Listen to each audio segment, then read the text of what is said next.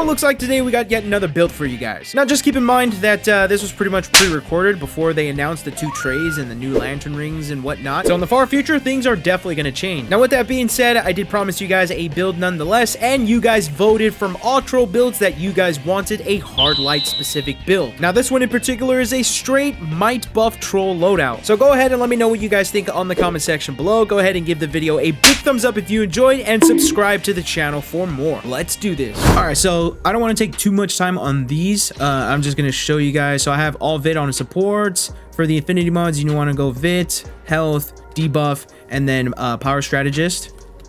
For your gear, the most important one is on your headpiece with the Ultimate Supercharge mod. You definitely need that one. That's the one that you get in the marketplace. And also the Ultimate Accelerated Power. Those 2 ones are in the marketplace. The rest of the ones are free. So for the weapon, you got Replenishing Adapter, Ultimate Supercharge mod, Escalating Replenishing, Ultimate Accelerated Powers, Extended Supercharge, Ultimate Critical Prowess, Tumbling Master, and Empower Channeling. Last thing is your Adaptive Augment. So we have the most recent ones here, and then we're using All Might. Okay, so for your artifacts, since we're a Might buff troll, these are the ones that you're going to want to rock. So Tetra is extremely important. It's for might. It pretty much gives you more might based upon your health, and we will be speccing into health, which we'll be talking about a little bit later. For Claw, it changes your power jump into a buff. Amulet Arow, anytime you apply a debuff, it's just a whole lot stronger, and it does a little damage over time. Bob Comlink gives you the ability Bird's Blitz, so you can apply all 3 debuffs with 1 move. And then lastly, Brand of Hecate. This one increases your might. I think it's supercharger generation, and it boosts up your damage output for you and your team. So those are the artifacts that you want. I mean, Bob Comlink and Brand of Hecate have been pretty much meta for a very long time, and I still think it's extremely useful to use. I've heard rumors that they might nerf Brand of Hecate if I'm not mistaken, but we'll have to see how bad they do it. Usually duels is why people are complaining about it. I think for PvE wise and PvP or PvE purposes, it's still good, but we'll just have to wait and see. So next up for your allies. Now this is where it becomes super important, right? So John Constantine is extremely important. I would definitely recommend just investing into this character, since we're a might buff troll. I mean, there's really no else way to say it. John Constantine does exactly that, where he buffs your might by 18%. The next one for your support ally 1 is General Zod. So anytime you do a group power heal, in this instance, anytime you try using your buff, then of course he'll give you that additional might, which is a 1.5%. Now anytime you use it, you can actually see the emblem right there. That's when it's pretty much active. And then lastly, which is extremely important, especially if you're trying to do B&E+, John Stewart is a highly recommended ally. I think that every time you pop your ultimate, that Green Lantern shield that he gives you is, I don't really think that John Stewart should be replaced, at least not anytime soon. He just makes things so much easier. So those are the 3 allies that you want. All right, guys, so what you're going to be speccing into, so we're not going to have any type of weapon mastery combo. No iconic abilities, just get the Speed Force. And for your weapons, just clear out the first page. Don't have to worry about that. And then for your stat points, like I said, since we're not going to be doing any weapon mastery combo, we're going to be focused on the super powered. Do the 10-10 route, since, I mean, right now I don't really have that much skill points compared to others. If you guys have plenty of skill points, then go ahead and do what you like. But right now, just for these ones, just do 10-10. Majority of your skill points should be on health because of the artifact Tetra. You get more might based upon your health, so that's what we want. And then the last one is vitalization. Just put as much as you can. Right now I have 127. Okay, so for the loadout itself, Hard Light is actually very fun because you do have Snap Trap here, which you can do like a rotation, which is dope. But for the first power, we got Light Barrier. This one's an additional shield in case you need to do pickups or if there's an ad around you. You could switch this to Chompers or Spikequake, but majority of the tanks that I play with don't want me to stun, so that's why I have the shield. We have Recharge, Bird's Blitz, Blood Moon Brand, Snap Trap, and your Supercharge. So for this rotation, it's pretty simple. Since we don't have the weapon mastery, you're just pretty much going to be tapping your triangle. So right now, this is what it should look like. And then when you use Snap Trap, just use the move, tap triangle, hold triangle once, and hold triangle for the second time. Once you get to this motion, just tap triangle again to rinse and repeat that rotation.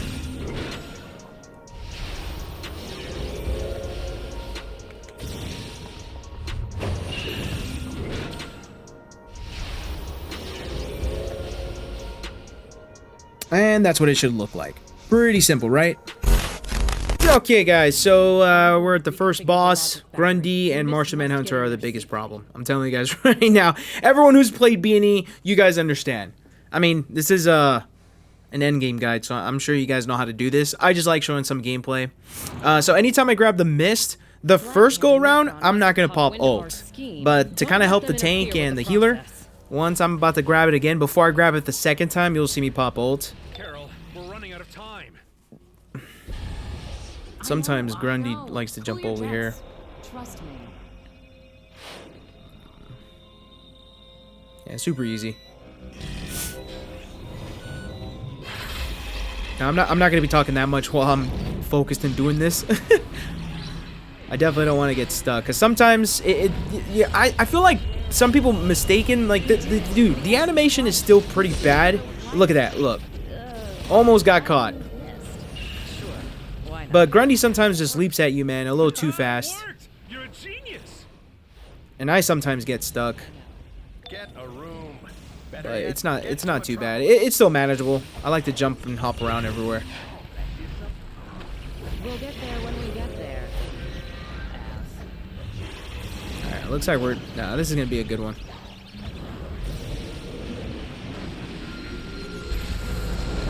Now, for this build in particular, I don't know. I think I probably forgot to mention. You can't... I wouldn't spam ultimate on this one. Like, do not spam your supercharge, okay? You definitely want to use it when you need it.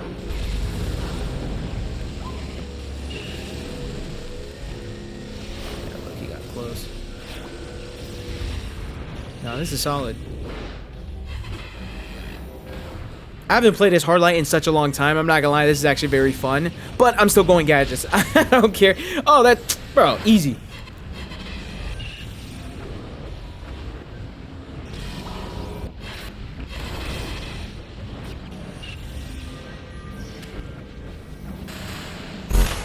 Alright, so now we got Superboy. This one's a whole lot easier. I don't think Superboy is that big of a problem. But if you get too close... Damn it! Literally took the words right out of my mouth. If you get too close, he'll get you down. That's funny. That's fucking funny! Alright, let me focus up a little bit. Portals. So, if you guys haven't watched my last video, I mean, usually I'm not going to spam my supercharge, but when the portals come out, that's when I'll pop it. The faster I close those portals, the better. The biggest thing with Superboy is pretty much the portals, and then when he does his, like, the lasers, the little I-beam. Pick him up.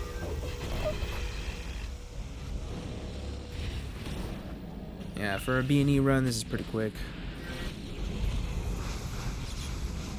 Alright, I think one more portal should be fine, maybe. Yeah. I mean, I don't really need to... I'll just... fuck it. Why not? Alright, now, the last boss, we'll go ahead and fast forward this one. Okay, so, now we just did the mist. Pretty much just gonna attack Necron. Just try to pretty much stay away from the ads. You'll see them on the left-hand corner. And then the black pancakes, that just stays on the ground. Those things will wipe you out pretty fast. And then the orb. The black orb, you'll see like a black tendril on your character. And then you'll see that black orb just kind of approaching you slowly. Get away from it. Don't stand near anybody. If you stand too close, it'll practically just pretty much kill you and whoever's around you. Yeah, for a B&E run, this was actually pretty simple, dude. The burn is hella fast. Yeah, no, there's really not much to say about it. And that's pretty much it. Let me know what you guys think. Honestly, I think that was a pretty fast run, so there's really nothing else to say.